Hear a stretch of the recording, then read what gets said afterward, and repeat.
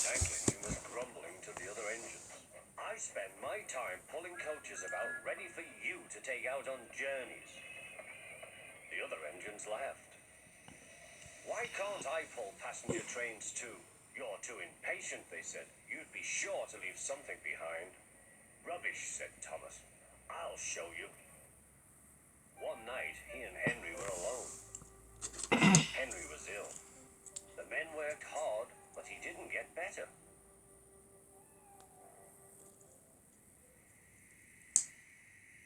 He felt just as bad next morning. Henry usually pulled the first train, and Thomas had to get his coaches ready. If Henry is ill, he thought, perhaps I shall pull his train.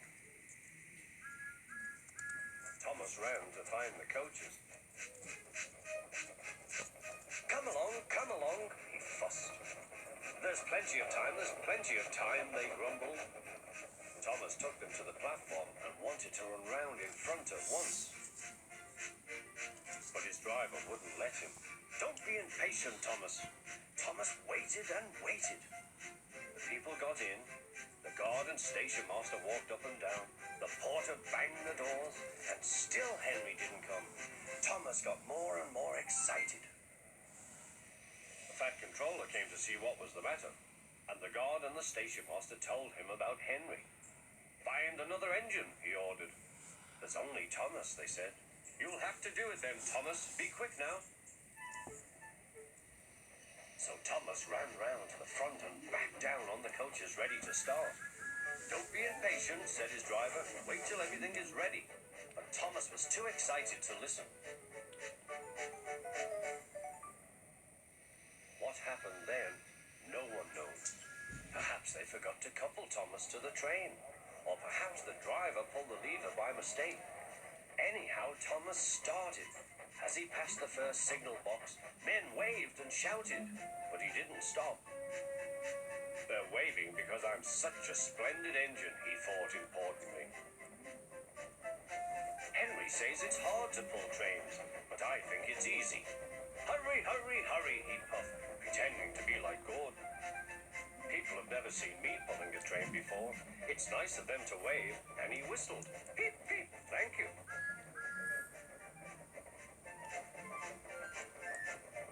Then he came to a signal at danger. Bother, he thought. I must stop, but I was going so nicely too. What a nuisance signals are. He blew an angry peep, peep on his whistle. The signalman ran up. Hello, Thomas, he said. What are you doing here? I'm pulling a train, said Thomas. Can't you see? Where are your coaches then? Thomas looked back. Why, bless me, he said, if we haven't left them behind.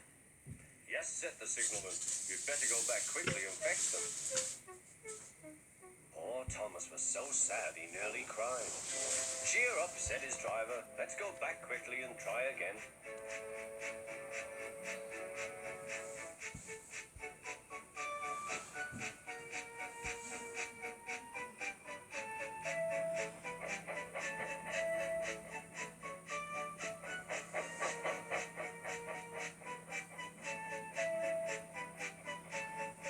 Station, all the passengers were talking at once. They were telling the Fat Controller what a bad railway it was. But when Thomas came back, they saw how sad he was and couldn't be cross. He was coupled to the train, and this time he really pulled it.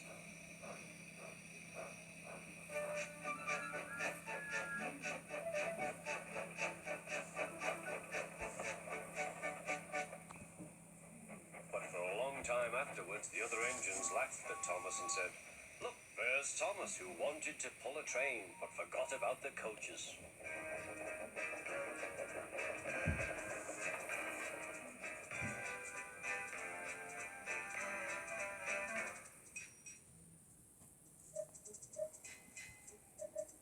Thomas the tank engine wouldn't stop being a nuisance. Night after night, he kept the other engines awake. I'm tired of pushing coaches. I want to see the world. The other engines didn't take much notice, but Thomas was a little engine with a long tongue.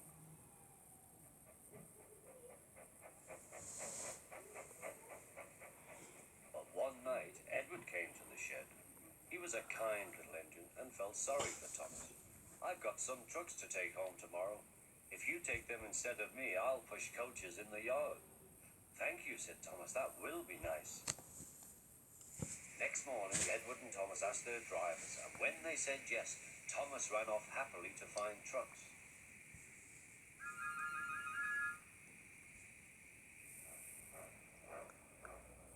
Now, trucks are silly and noisy. They talk a lot and don't attend to what they are doing, and I'm sorry to say they play tricks on an engine who is not used to them. Edward knew all about trucks. He warned Thomas to be careful, but Thomas was too excited to listen.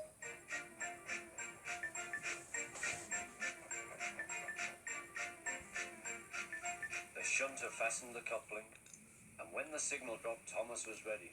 The guard blew his whistle. "Peep, peep," answered Thomas, and started off. But the trucks weren't ready. "Oh, oh, oh," they screamed. "Wait, Thomas, wait." But Thomas wouldn't wait. Come on, he puffed. All right, don't fuss, all right, don't fuss," grumbled the trucks.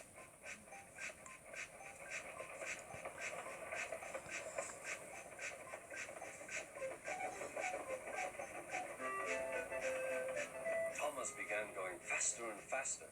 "Whee," he whistled as he rushed through Henry's tunnel.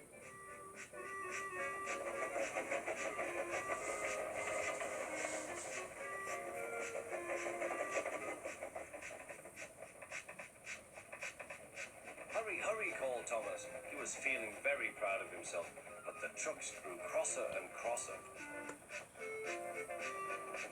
At last, Thomas slowed down as he came to Gordon's Hill.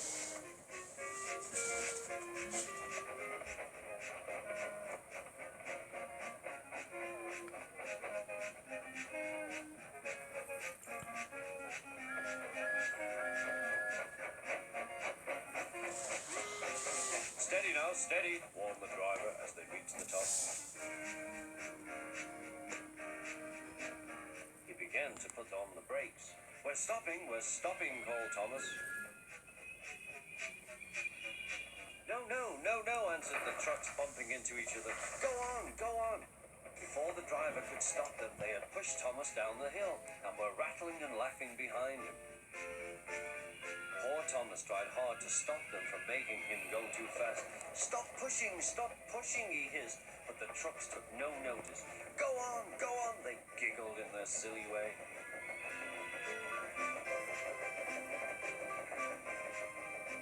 "There's the station. Oh dear, what shall I do?" he cried. They rattled straight through and swerved into the goods yard. Thomas shut his eyes. "I must stop." When he opened his eyes, he saw he had stopped just in front of the buffers. There, watching him, was the fat controller. "What are you doing here, Thomas?" he asked.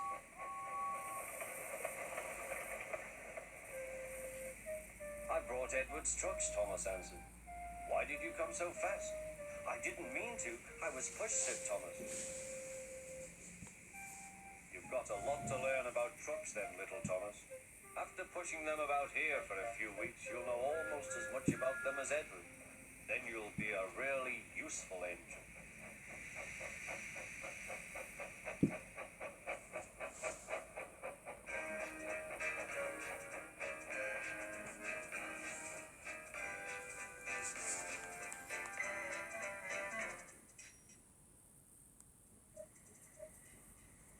Every day, the fat controller came to the station to catch his train. "Hello," he always said to Thomas. "Remember, don't be impatient, Thomas. You can never be as strong and fast as Gordon, but you can be a really useful engine. Don't let the silly trucks tease you." There were lots of trucks, and Thomas worked very hard pushing and pulling them into place. There was also a small coach and two strange things his driver called cranes. "That's the breakdown train," he told Thomas. "The cranes are for lifting heavy things like engines and coaches and trucks."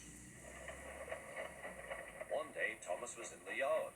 Suddenly, he heard an engine whistling. "Help! Help!" A goods train came rushing through much too fast. The engine was James, and he was frightened. His brake blocks were on fire. they're pushing me, he panted. On, laughed the trucks. Still whistling, help, help. Poor James disappeared. I'd like to teach those trucks a lesson, said Thomas the Tank Engine. Soon came the alarm. James is off the line. The breakdown train, quickly. Thomas was coupled on, and off they went.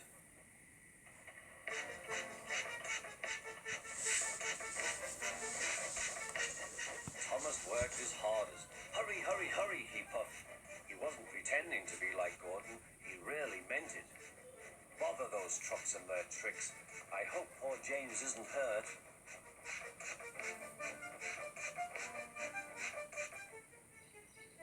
James's driver and fireman were feeling him all over to see if he was hurt. Never mind, James, they said. It wasn't your fault. It was those wooden brakes they gave you. We always said they were no good.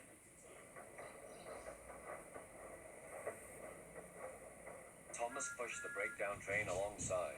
Then he pulled the unhurt trucks out of the way. Oh dear, they groaned.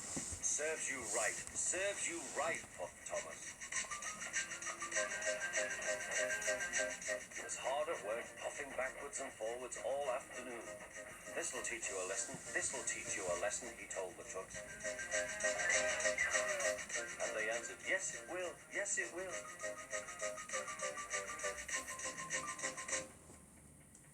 They left the broken trucks, then with 2 cranes they put James back on the rails.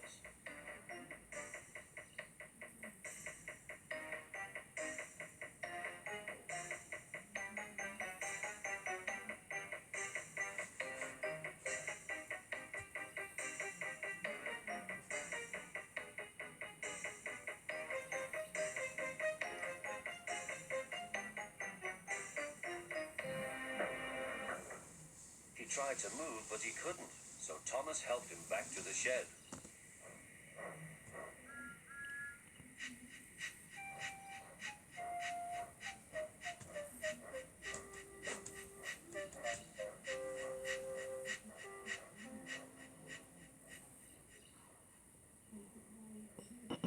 The Fat Controller was waiting anxiously for them. Well, Thomas, he said, I've heard all about it, and I'm very pleased with you. You're a really useful engine. James shall have some proper brakes and a new coat of paint, and you shall have a branch line all to yourself. Oh, thank you, sir, said Thomas. Now Thomas is as happy as can be. He has a branch line and 2 coaches called Annie and Clarabelle. He puffs proudly backwards and forwards with them all day.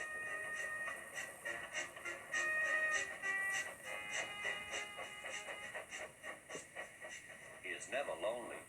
Edward and Henry stop quite often and tell him the news. Gordon is always in a hurry, but never forgets to say poop poop, and Thomas always whistles peep peep in return.